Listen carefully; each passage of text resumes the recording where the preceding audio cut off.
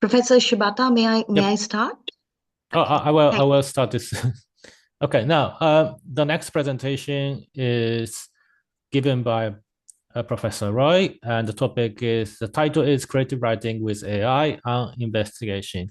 Now, Professor Roy, please start your presentation. thank you. Thank you so much. I'm Debanjali from India, and it's about 12:15. So a very good afternoon to everyone present in this session. And my topic, as has been introduced, it's creative writing with AI and investigation, where I have tried to address two paradoxical ideas. One is creative thinking and creative writing, and the other one is something that is perceived as as a binary to that artificial intelligence. Once that and I have tried to through my through my research, through my classroom research mostly. I have tried to find out ways, if I mean things mostly. One is the influence of artificial intelligence in this in the field, in the discipline of creative thinking and creative writing. And the other one, if at all we can hit the right spot, where we don't look at both these ideas as antithetical to each other, but we can find them as collaborative, we can find them as complementing each other. So, I teach undergraduate and postgraduate students of English literature, and I also I also facilitate courses of creative writing to undergraduate students. So, this presentation of mine is drawn from my studies, related with my own classroom teachings of undergraduate students for quite some time. So, creative writing as a distinct academic field is relatively new, especially when when you look at the Indian context, the place that I'm from. So, creative writing has emerged as a distinct academic field only in the recent few decades, and I mean, if you look at the steady growth of the creative writing courses in the Indian universities, in the Indian higher education institutes, we find that there's a subsequent need not only to define and theorize the creative process, but also the discipline itself. So, the finding the best suitable pedagogy to teach creative writing as an academic discipline. So, this has been the thrust for quite a few decades now. I quote, a triumvirate of practice, research, and pedagogy in creative writing as a subject in universities. My apologies. Yeah, defines creative writing as a subject in universities around the world. Um, Pedagogy is one of the three essential legs of any academic discipline, the other two being research and theory. However, when we come to creative writing pedagogy, one of the most important things that we have to keep in mind is the practical implications of it. In the last few decades, it has been witnessed that there's an attempt to advance the pedagogy of creative writing, to rewrite it, to reformulate it, and it has led to the formation of the discipline of composition studies, rising as a response to the intractable pedagogical problems. Now, rise of process pedagogy in the late 1960s and early 1970s countered the conventional mechanistic pedagogy for creative writing, which led to theories and reformulation of the theories related with process pedagogy.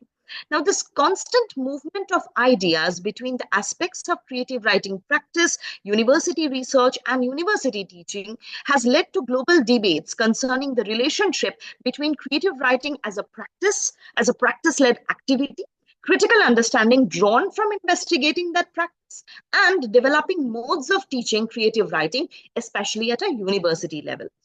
Um, let me share in this in this context that creative writing is also a part of is also a part of non-credit course in the undergraduate program, but it's also kind of there is an opportunity to kind of with enough credits we can make it a major course.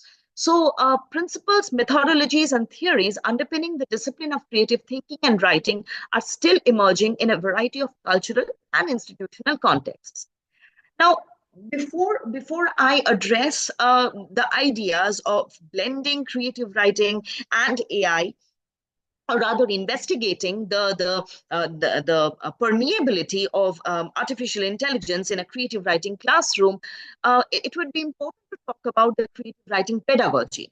So, creative writing pedagogy involves two elements. One is the act of writing creatively, and the second one is the act of creatively considering that act and its results. So, in this part of my study, in my presentation, I will be focusing on two case studies where I will be, kind of focusing on both of these aspects of a creative writing pedagogy. So the focus is on how to organize ideas and actions, and how to employ discoveries, how to communicate information, and finally to evaluate that understanding. Creative writing can refer to an action or a set of actions and a consideration of both action and the artifact. However, the focus in the subject of creative writing has always been on action and process, which differentiates it from the critical study of literature, which I also teach, theatre, or maybe film and media. So, for example, all of which can involve analytical acts regarding pieces of creative writing, but are subjects largely undertaken without creative practice involved. Um, I mean, it's a well-known idea that creative writing follows the workshop model, and the predominant focus of creative writing pedagogy has been designed accordingly, with notable contributors like Marianne Kane, Lynn Domina, and Lee He, etc., who designed, and of course David Starkey, who designed the optimal workshop methodologies for instructor.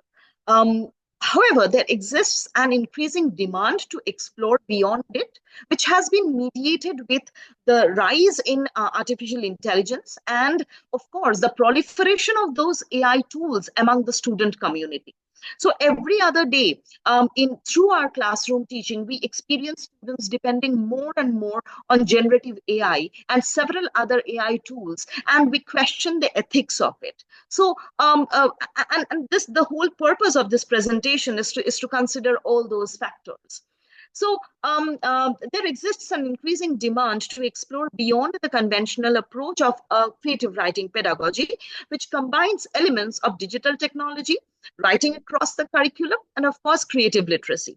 So the study of mine, it has been undertaken especially in very recent time, in a very recent time, and it has been it is in the aftermath of the COVID-19 pandemic, when the student community has become all the more dependent upon digital tools, especially in a country like India. So, when we talk about artificial intelligence, I have been working in the field of educational AI for quite some time, exploring possibilities of, not only possibilities, implications of AI in the fields of teaching literature, teaching humanities, and of course, creative writing. So, artificial intelligence is the combination of intelligence, that is, machines capable of demonstrating human intelligence and of making decisions with human skills. And EI, or Edu AI, involves the implementation of those AI technologies in education, as well as the development of educational framework and the restructuring of significant educational elements or processes. Um, just a while ago, I have been listening. My previous presenter was talking about the curriculum in Japan. Let me in this context, let me introduce you to the National Educational Policy 2020 of India, which envisages a digital literacy among learners across the country, and it also focuses on the development of autonomous thinking skills and autonomous skill development in not only writing but also thinking and speaking English language. So the study takes into consideration all those subtexts, as well as those subterranean factors as well.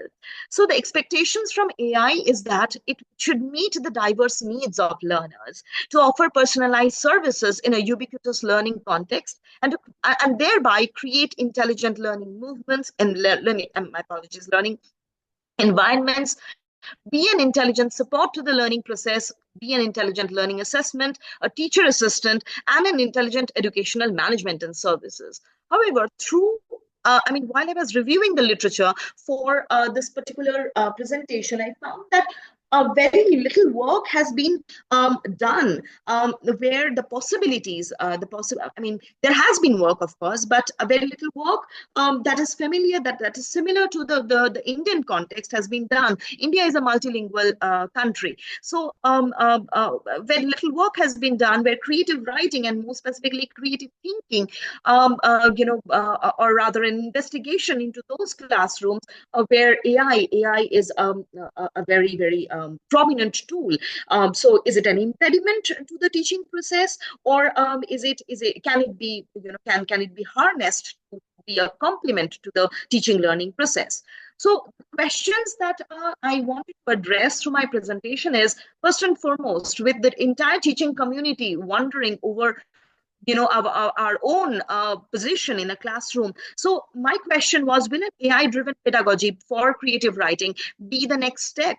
And if it is so, in what ways will it modify the conventional approaches of creative writing pedagogy?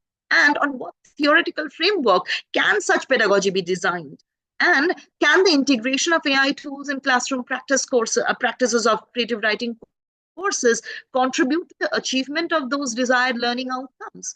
And can such integration be carried out in creative writing courses facilitated in higher education institutes of India, given the dynamic socio-cultural fabric and curricular framework of the nation? So these two were the aims of my study. The first one was to probe the possibilities of the incorporation of AI tools in a creative writing pedagogy to foster a collaborative activity-based learning movement. And thanks to all the presenters before me, I have been listening to the various ways you are designing, activity-based learning environment for your learners at various levels. And the second aim of this study was to strategize and theorize collaboration between the facilitator and technology. That's precisely looking at if, um, sorry. Okay. So if there is a way how man and machine can facilitate, can be complementary to each other. So these are a few AI tools in use. All of us are, I believe, familiar with this in some way or the other. And some of us present in this session, I hope we use these as well, like for our classroom work. Is my screen visible to everyone? Um, We can see that, excuse but it's not the presentation mode. um, just a moment.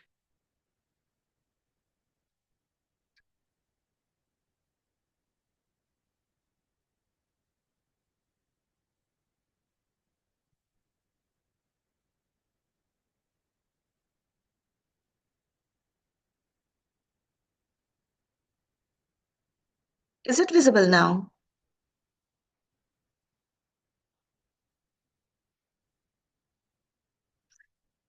Um, Professor Shibata, is my presentation visible now, please? It is visible, but it's not presentation mode. We Um, can see all the slides. Okay. Unfortunately, like if I'm trying to kind of put it in the presentation mode, somehow I'm facing a, So it's okay. We can still see your slide. okay. Thank you for that. So the method that I have implemented for the study is a case study, and is a case study method. And I have also conducted interviews among select educators incorporating AI tools in English literature classrooms who have been, because creative writing is a part of the English literature curriculum. And mostly the study, as I said, it's based on creative writing at the undergraduate level. So this is case study one, where I mean, these were the skills targeted: the act of writing creatively and the act of critically considering that act and its results. So this is the class activity actually which was conducted, and I mean. For this activity, AI was used, or an AI tool was used as a scaffold. The tool that was used here was Google Verse by Verse, which is a very popular tool, and the students were familiar, using this tool. And while doing this activity, we tried to co-write a poem. So it was basically the students were familiar with various genres of poetry. So they could select, make it, I mean, be it an ode or a sonnet or a lyric, whatever be it. So they could select from the options which is provided by Google Verse by Verse, and with their understanding of those various poetic forms, they were expected to write a poem based on a topic, on their understanding of a topic which was provided by me. So this activity was designed on constructivist principles, where the central idea is that human learning is constructed and that learners will build new knowledge upon the foundation of previous learning. Now, other than constructivist principles, I aimed at collaborative learning as well, where learners gain knowledge by collaboratively working on a particular problem solving task. So it was a guided activity, and from there, they proceeded to an independent production. Now, this was very interesting. Let me share, because they could imitate. If you can see, they could imitate from the writing styles of, let's say, Emily Dickinson, or maybe Ralph Waldo Emerson, or maybe Robert Frost, and they could design their poem accordingly. So this is a sample student work which they submitted, and later on they discussed about the generation process. So they have used AI to generate or co-create this poem. So the first line was provided by the student. The second and third line was generated by AI, and they provided prompts again and again and tried to modify the very process of generating a complete poem. So this activity, we tried to bring in the their familiarity and their exposure to AI in a creative writing classroom. Even the title was co-created. So this student of mine, so she titled this poem as "Love Confined," and this was one of the options. I mean, she had to tweak it and explain the rationale behind the tweaking. So this it involved their understanding of these various poetic styles, and of course the implementation I'm sorry, application of those of their understanding by using an AI. After the activity was over, the students, it was a group activity, like a pair activity or a group. So they discussed the poems in class and went ahead to publish it in social media platforms. And well, honestly, it was a very fun activity, and I received a very positive appreciation. A very they were very interested, and they said that this was one of the most engaging activities that they have done. Other than as compared to the other activities that they have been doing till that point. So the target was from technology versus human to reaching at a spot where, to reaching at a stage where technology and human can coexist. This is case study 2. And this one was mostly, this was targeted, to see if or how much can AI tools complement the creative thinking process. Now, these undergraduate students, they were having the scores on art movements, where I was familiarizing them with art movements like symbolism, Dadaism, and expressionism, impressionism, futurism, etc. And they were given this activity where they were supposed to fuse any two art forms and create an art that is distinctly that would not carry any distinct resemblance with these art movements, but will most definitely be a pastiche, if I may. So let me share with you. So this is a student generated work, a student activity, and this takes into account. So they have the concerned student has used the very famous painting, The Scream by Edward Munch, and fused it with her own conception, with her own perception of her present. I mean, like her understanding of the present condition of humanity. And this had been done by using DALL-E. DALL-E is a very a popular AI tool, and the students, I mean, our students most often use it for various creative purposes, like designing a brochure, designing a template for, I mean, various student activities. So, I mean, this was once again very interesting. And what I was interested in the drafts. So, I mean, the prompts they were providing to generate that image, and how they were redoing. So the students were first grouped in three, and then they were supposed to, I'm looking at a class of about 40 students. So they were grouped in three, and they collaborated and discussed, and kind of did this assignment. So two things I wanted, two skills, if we look at Bloom's taxonomy of the six-tiered learning outcome. So I tried to look at how well they have understood the ethos of those art movements, and number two, I was also looking at their own ability to apply their understanding, and of course their own creative aesthetic in reaching that final result. So this was one they submitted.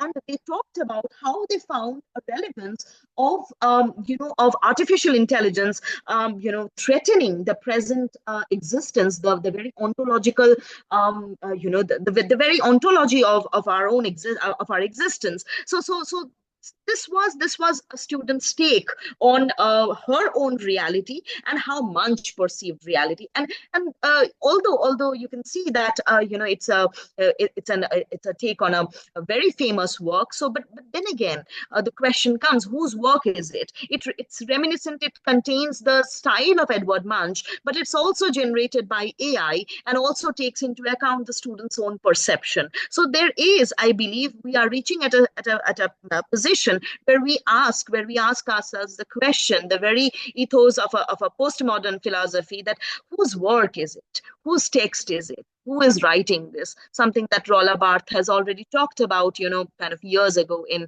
the very famous essay, The Death of the Author. So the findings were there's a scope of AI integration in a creative writing pedagogy, and readiness has also been observed among facilitators. Due to paucity of time, I'm not being able to share the findings from the university. I'm sorry, the findings from the facilitators, the interviews of the facilitators. But also there has been a concern, and these concerns are mostly ethical and pedagogic. So these ethical and pedagogic concerns about AI integration, which can be negotiated only by the course designer or the course facilitator. And this, as I already familiarized you, it's also in harmony with the vision of India's new national educational policy. However, when we talk about this digitization, when we talk about this integration of AI, it's also to be kept in mind that India has a huge economic divide. So, and then again, as I mentioned, there is a dearth of literature concerning the use of AI tools in classroom practices, especially in the field of creative writing, and of course in the Indian context. So this is my conclusion, that AI can serve as a collaborator, not as a supplement in the teaching learning process, wherein the role of a facilitator is very crucial. As Professor before me presenting on the curriculum of Japan had also been focusing on. So it's once again, the onus is on the facilitators, the teachers who are designing the course module and designing the pedagogy for the classroom. And the study aims to establish that as the world migrates towards Web 4.0, existing pedagogy of subjects which are mostly lecture oriented, like literature, or practice oriented, like creative writing, that hinge on fostering learners' autonomous expression or production, must be recalibrated to accommodate the utilization of emergent technologies like AI tools in the classroom. So, with this, I would be ending my presentation. Thank you so much. Okay, thank you very much, Professor Roy. And I'm afraid because of the time limit, we have no Q&A session, but hopefully we can, after 5 minutes from now on, we have the second plenary presentation in the main room. So I can open this room another 5 minutes. So if you would like to stay and discuss this topic, maybe we can. But I'm afraid at 4:15, I have to close this meeting. But anyway, thank you very much for your presentation, Professor Roy. Thank you so much.